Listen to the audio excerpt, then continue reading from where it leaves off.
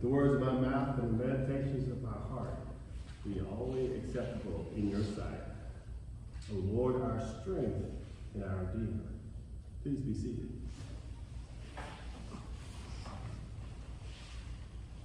Well, Merry Christmas. Merry Christmas. Happy 12th New night. Year. 12th night. This is the 12th day of Christmas. Get a little feedback here.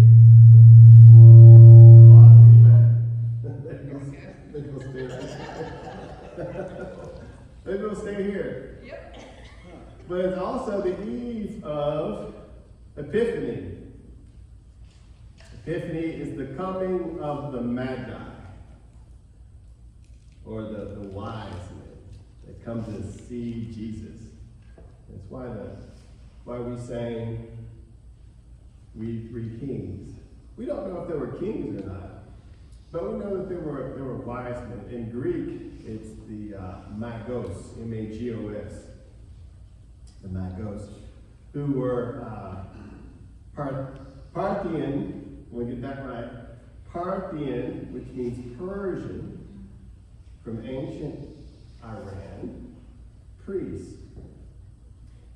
And they were renowned for astrology.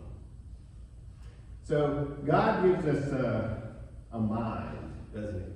He gives us intelligence. And just think of all the wonderful things that people have done with the intelligence that God's given us, with the global positioning system, GPS system. Anybody ever use that? We used to have to rely on maps, didn't we? You wanted to go somewhere, you stopped by the gas station. I saw where one of the things that have become replaced is map reading because of this system. And the way it works, the military used it. They put up a number of satellites that circle the earth, and they triangulate and pinpoint. The military perfected this technology, and they pinpoint to about a meter the location that you need. Some of you might remember the old Garmin that would say recalculating when it was messed up, or when you went in the wrong direction, it would say recalculating, and because you got in the wrong direction. So these satellites circling the Earth is a testament to God, the wisdom that He has given us to use this technology to do different things, to find our way, to guide us. Right? If we want to go if we go to a foreign country, Italy, if we want to, we don't need to buy the Michelin little.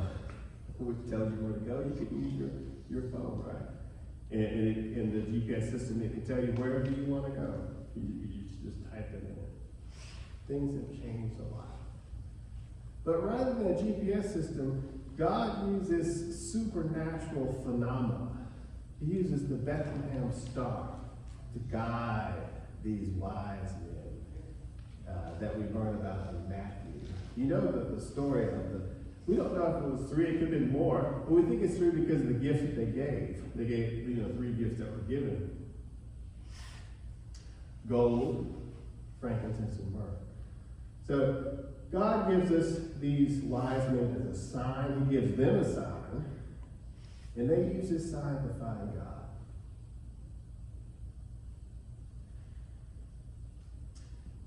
So as I said before, these wise men, they read the stars, they read the planets,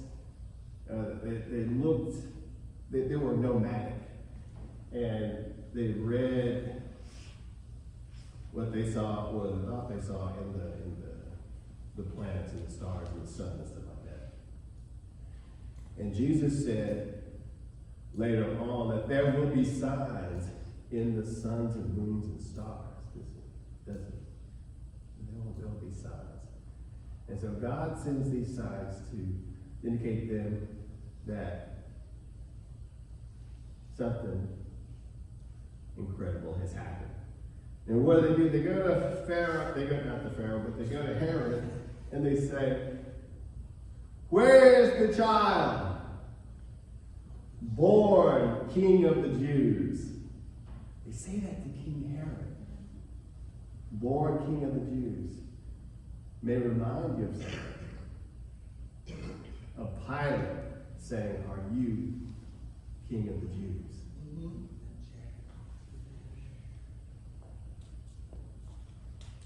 So they're asking King Herod. Now, King Herod was king of was king. He was partially Jewish, and he was known as king. He was known as Herod the Great because he was a great builder. He built the temple, but he had this side of him, this rage, where he would enact his rage on other people. And so he didn't know about this sign that was given to these wise men. And so he's asking his advisors and the scribes, and he doesn't like it. And as you know, he tells them to tell him later on when they find Jesus. There was a Christmas card on a door, office door that I saw. And it had the three kings. I always loved to look at the three kings. You know, I always look for one, you know what I mean?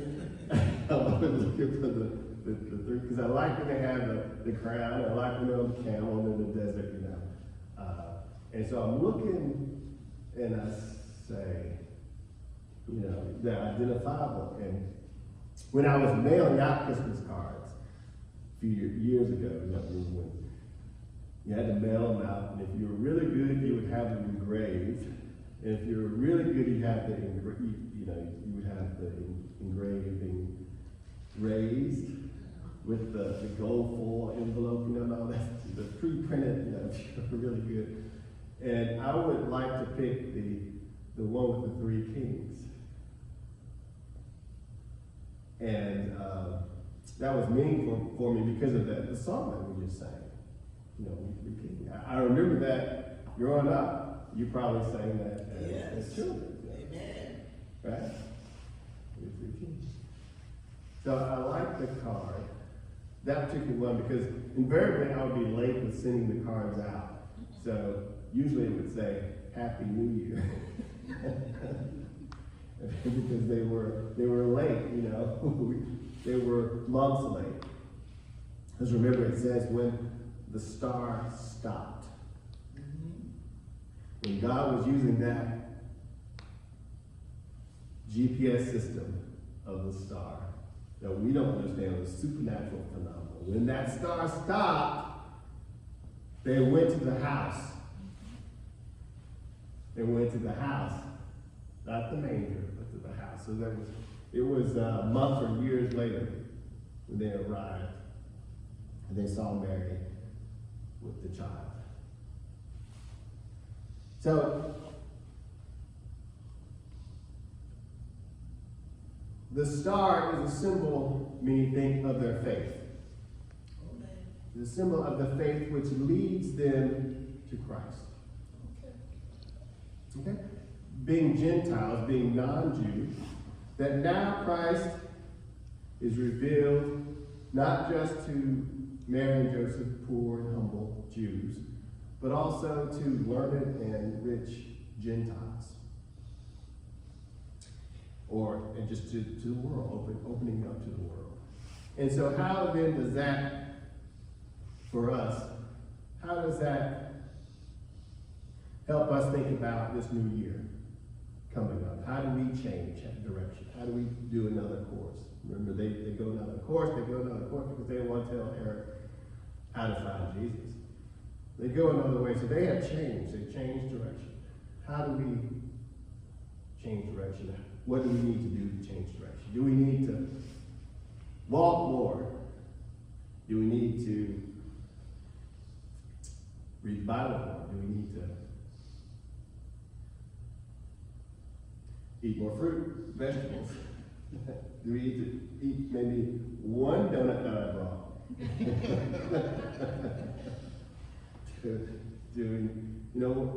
How do we need to change direction in this new year? Do we need to see somebody who's sick?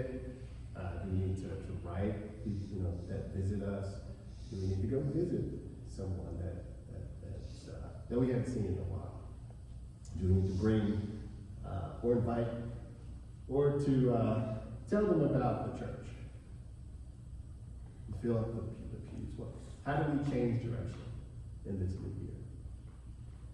Just like the wise men, they go a different way, don't they? When they see Jesus, he changes them. And they go a different way.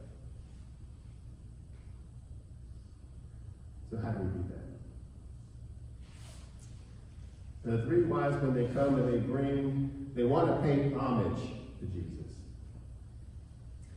And the way they do that is that they kneel, right? You got kneelers in front of the pews.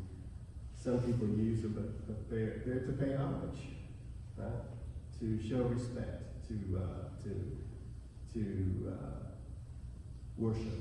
It's a part of that you can do that's available to you. You have the blue kneelers. They're not cushions to sit on. They are kneelers.